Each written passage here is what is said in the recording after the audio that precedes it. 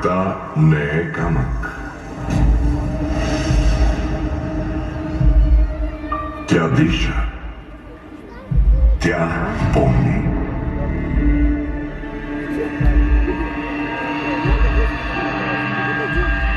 Историята не върви по права линия.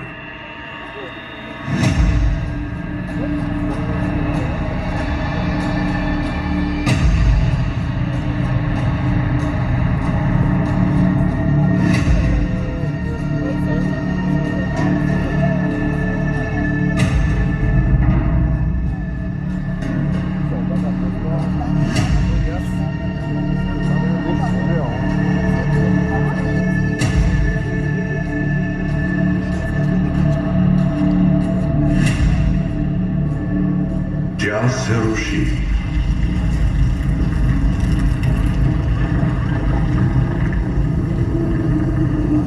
И се изгражда отново. До деня, в който паметта става оръжие.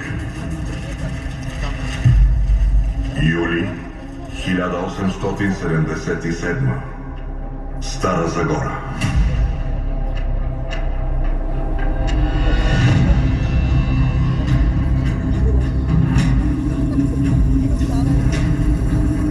Шепа-опълченци срещу бурята,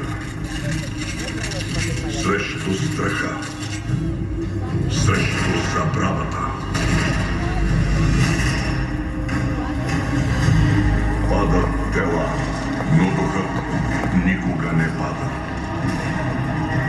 Не пада и знамена. Нито едно българско знаме. Никога.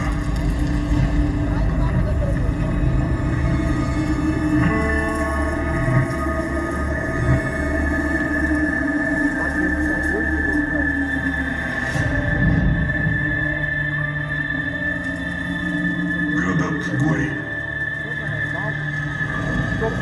Домовете са в пепел. Улиците мълчание.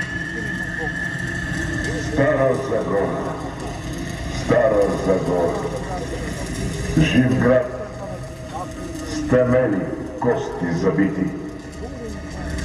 Но дори огънят не може да изгори паметта. От пепелта се ражда надежда. От руините бъдеще.